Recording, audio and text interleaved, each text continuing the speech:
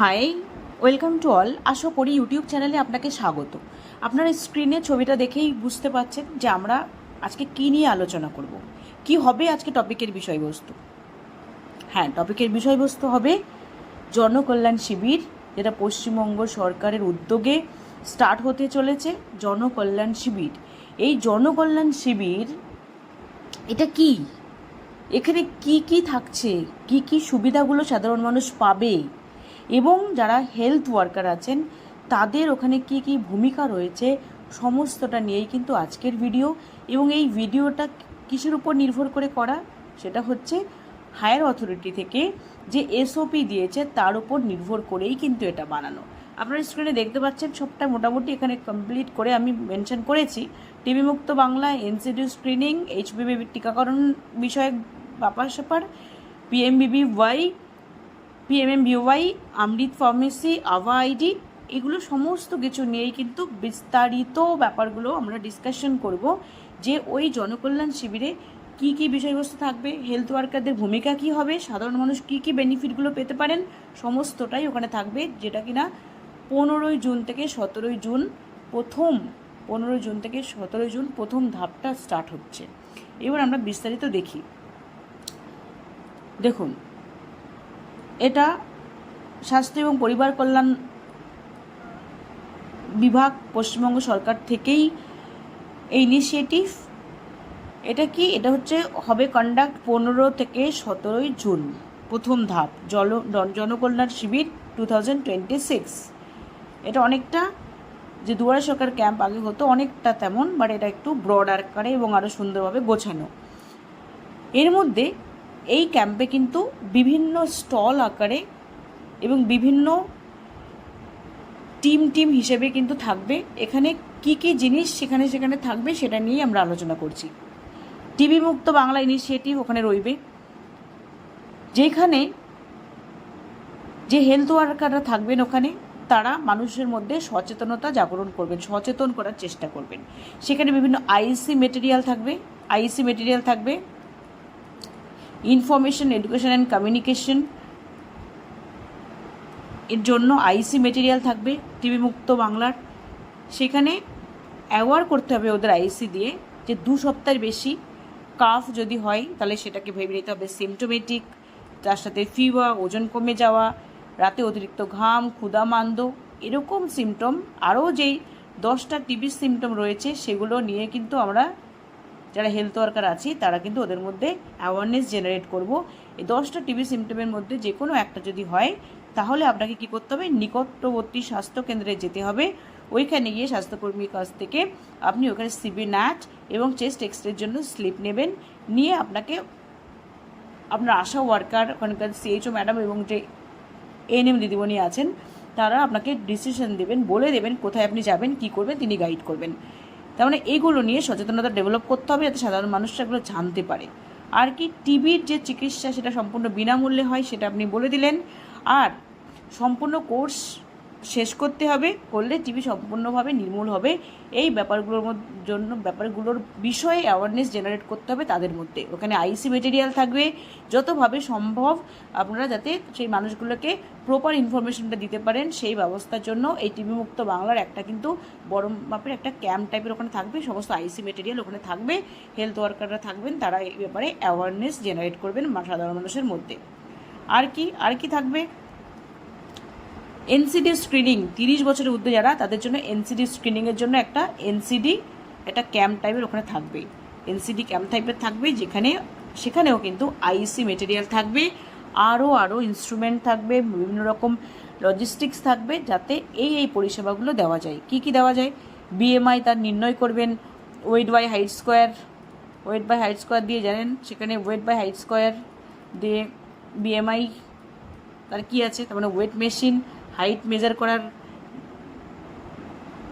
জিনিসপত্র থাকবে। সেটা আপনি এবার স্টেডিওমিটার ওখানে থাকতে পারে, অথবা যদি অন্য কোনো প্রসেসে মেজারিং টেপ লাগিয়ে, যেটা আছে অনেক জায়গায় হেলথ সেন্টারগুলোতে সেটার ব্যবস্থা থাকে, সেটা করতে হবে, কেননা বিএমআই ওখানে মাপার ব্যাপার থাকবে। ব্লাড প্রেশার মেশিন থাকবে, তার সাথে ব্লাড সুগার মেশিন থাকবে, রক্ত শর্করা, মুখের স্ক্রিনিং, মাউথ মিরর, আরও যা যা স্প্যাটুলা যা যা লাগার প্রয়োজন সেগুলো ওখানে রাখতে হবে। এবং তার সাথে সাথে লাইফস্টাইল মডিফিকেশনের উপর কিন্তু তাদেরকে অ্যাওয়ার করতে হবে। এর জন্য আইসি মেটেরিয়াল যা লাগে সেগুলো কিন্তু সেখানে রাখতে হবে। আর কি, ডায়াবেটিস এবং রক্তচাপ রোগীদের, আপনার সুস্বাস্থ্য কেন্দ্রের অলরেডি মানুষরা ওষুধ নিচ্ছে, তারা কিন্তু ওখানে ফলো আপের জন্য আসতে পারে, তাদেরকে ফলো আপ করতে হবে এবং প্রয়োজন মতো মেডিসিনও তাকে দেওয়ার ব্যবস্থা ওখানে রাখতে হবে। এবার কি, এইচপিভি ভ্যাকসিন রিলেটেড সতর্কতা সেটাও কিন্তু ওখানে থাকবে। এই ক্ষেত্রে কিন্তু সতর্কতা, ওখানে কিন্তু ভ্যাকসিনেশন হবে না। ওই ক্ষেত্রে কি বলতে হবে, ওই ক্ষেত্রে সবাই জানেন যে যাদের 14 বছরের জন্মদিন সেলিব্রেট করা হয়ে গেছে কিন্তু 15 বছর এখনও পেরোয়নি, মানে 15 বছর জন্মদিন সেলিব্রেশন হয়নি, তারাই কিন্তু এখন বেনিফিশিয়ারি, সেটা বলতে হবে। এবং আশা দিদিমণিরা আগেই এই যে ক্যাম্পের আগেই আশা দিদিমণিরা গ্রামে গ্রামে জানিয়ে আসবেন যে ওইখানে রেজিস্ট্রেশন হবে। যারা নয়, যারা এই বয়সের মধ্যে আছে তারা অবশ্যই যাও। কি নিয়ে যাবে?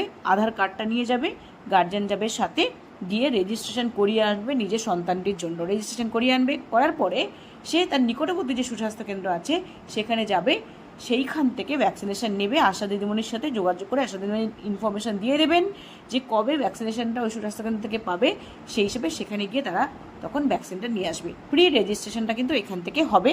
সেটা কোথায়? ইউইন পোর্টালে। স্বাভাবিকভাবে ইউইন পোর্টাল রেজিস্ট্রেশন করার জন্য যারা দায়বদ্ধ তারা ওখানে থাকবে।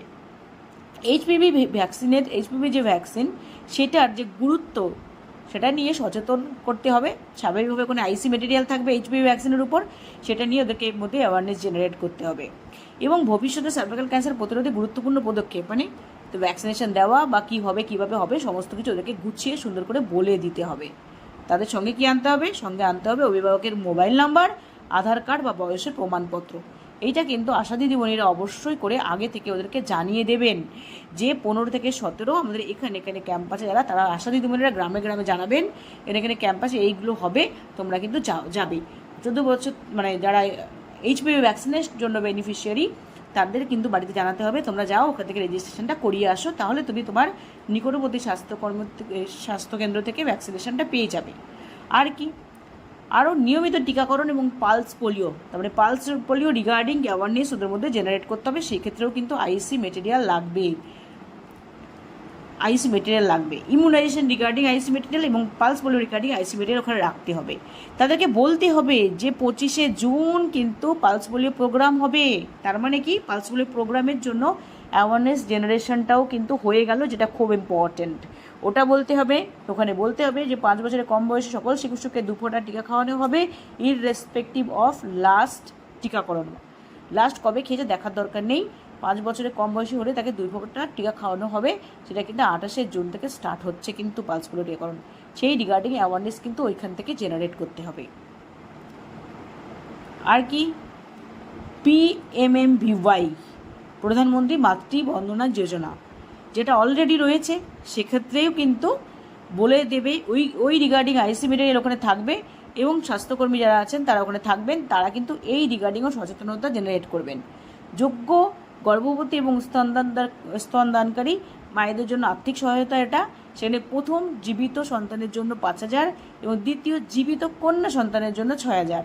এই যে ইনিশিয়েটিভটা রয়েছে সেটা ওদেরকে বলতে হবে এবং এর জন্য ওদেরকে কী করতে হবে সেগুলো কিন্তু ওদেরকে জানাতে হবে। সুবিধাসমূহ কি? গর্ভাবস্থার নিবন্ধন মানে রেজিস্ট্রেশন, এনসি চেকআপে উৎসাহ, মা ও শিশু স্বাস্থ্য সুরক্ষা দেখা, এই সমস্ত বিষয়গুলো সম্পর্কে আপনারা অ্যাওয়ারনেস জেনারেট করবেন এবং এতে কী সুবিধা পেতে পারে, এর জন্য কী করতে হবে সমস্তটা কিন্তু জানাতে হবে। আর এর জন্য ওদেরকে বলতে হবে যে নিকটবর্তী যে হেলথ সেন্টার, তুমি যে হেলথ সেন্টারের আন্ডারে পড়ছো সেখানে যে এনএম দিদিমণি বা আশা দিদিমণি আছে তাদের সাথে যোগাযোগ করবেন। এটা কিন্তু ওখান থেকে বলে দিতে হবে। এবার প্রধানমন্ত্রী ভারতীয় জন ঔষধি প্রকল্প, এই জিনিসটা যে আছে সেটা রিগার্ডিংও কিন্তু আইসি মেটেরিয়াল লাগবে, সেইটা কিন্তু নিয়ে যেতে হবে, ওখানে রাখতে হবে। ওখানে একটা ক্যাম্প মতো ওখানে হবে, সেইখানে বলে দিতে হবে এই প্রকল্পের মাধ্যমে কী সুবিধাগুলো আপনারা পেতে পারেন। যেমন কম দামে মানসম্মত মানে গুণগত মানের দিক থেকে ভালো এমন ওষুধ আপনারা পাবেন। জেনেরিক ওষুধ উচ্চমানের সেটা আপনি পাবেন, বাজার দরের তুলনায় অনেক কম দামে পাবেন, ডক্টরের প্রেসক্রিপশন থাকলেই আপনি পাবেন। এইগুলো সম্পর্কে ওদেরকে কিন্তু জানিয়ে দিতে হবে সেইখান থেকে। আর কি, অমৃত ফার্মেসি, এটা জীবন রক্ষাকারী ওষুধ এবং ইমপ্লান্ট কম মূল্যে, ক্যান্সারের ওষুধগুলো এবং বিভিন্ন ইমপ্লান্ট যেগুলো সেগুলো কম মূল্যে পেতে পারেন ওখান থেকে। ক্যান্সার, হৃদরোগ, cardiovascular disease, hypertension, high blood sugar, স্ট্রোকের যদি কোনো পেশেন্ট থাকে, প্যারালাইসিসের পেশেন্ট থাকে, তাদের জন্য যে মেডিসিনগুলো, দীর্ঘমেয়াদী রোগের ওষুধ যেটা আমি বলছি এক্ষুনি, ক্রনিক ডিজিজের জন্য, হাইপার টেনশন, ডায়াবেটিস, সেগুলোর ওষুধ আপনি কম মূল্যে ওখান থেকে পাবেন। এবং বাজারের তুলনায় প্রায় 50% কম দামে আপনি অমৃত ফার্মেসি যেগুলো সেখান থেকে পাবেন। এই ব্যাপারে ওদের মধ্যে কিন্তু অ্যাওয়ারনেস জেনারেট করতে হবে, এই রিগার্ডিং আইসি মেটেরিয়ালও ওখানে থাকতে হবে। এবং আভা আইডি তৈরি করুন। এইবার আভা আইডি তৈরি করা ওখান থেকে কিন্তু হবে। সেখানে ডিজিটাল যে স্বাস্থ্য পরিচয়পত্র, ওটাই কিন্তু আভা আইডি স্বাস্থ্য পরিচয়পত্র। এটা আয়ুষ্মান ভারত হেলথ কার্ড, এটা হেলথ আইডি, 14 সংখ্যার একটা ইউনিক হেলথ আইডি জেনারেট হবে। স্বাস্থ্য সংক্রান্ত তথ্য ডিজিটাল সংরক্ষণ থাকবে এতে। আর দ্রুত এবং উন্নত চিকিৎসা পরিষেবা এটা যদি আপনি করা থাকে পরে পাবেন। তাই আজই আভা আইডি তৈরি করুন। এই রিগার্ডিংও কিন্তু সচেতনতা ওদের মধ্যে জেনারেট করতে হবে এবং এই রিগার্ডিং বলে দিতে হবে এতে কী কী বেনিফিটস ওরা পেতে পারে। এবং আন্তর্জাতিক যোগা দিবস, যোগা যে ডে, এই যে যোগা ডে কেন সেলিব্রেট করা হয়, যোগা ডের উপকারিতাটা কী, যোগা মানুষের মানে প্রতিদিনকার সুস্থ জীবনের মধ্যে কেন আনার প্রয়োজন, সেই রিগার্ডিং কিন্তু আইসি মেটেরিয়াল ওখানে থাকতে হবে, যেই আইসি মেটেরিয়ালগুলো দিয়ে আপনি মানুষকে আরও এই যোগার ব্যাপারে সচেতন করতে পারবেন। রোগ প্রতিরোধ ক্ষমতা গড়ে তোলে, মানসিক চাপ কমায়, এগুলো সমস্ত কিছু সম্পর্কে বলে ওদেরকে কিন্তু যোগা রিগার্ডিং ব্যাপারে আপনাকে অ্যাওয়ারনেস জেনারেট করতে হবে। আর কি, আয়ুষ্মান আরোগ্য মন্দির যে কনসেপ্টটা, যেটা আমাদের সুস্বাস্থ্য কেন্দ্রগুলো আছে, যেটা আয়ুষ্মান আরোগ্য মন্দির হিসেবে নামটা হতে চলেছে, সেগুলো কিন্তু সেই সম্পর্কে অনেক মানুষের মধ্যে হয়তো সচেতনতা নেই, সেটাও কিন্তু জেনারেট করতে হবে। ওখানকার যে কী কী পরিষেবাগুলো আয়ুষ্মান আরোগ্য মন্দিরের থ্রু দিয়ে হয়, সেই রিগার্ডিং আইসি মেটেরিয়াল কিন্তু থাকাটা ওখানে জরুরি।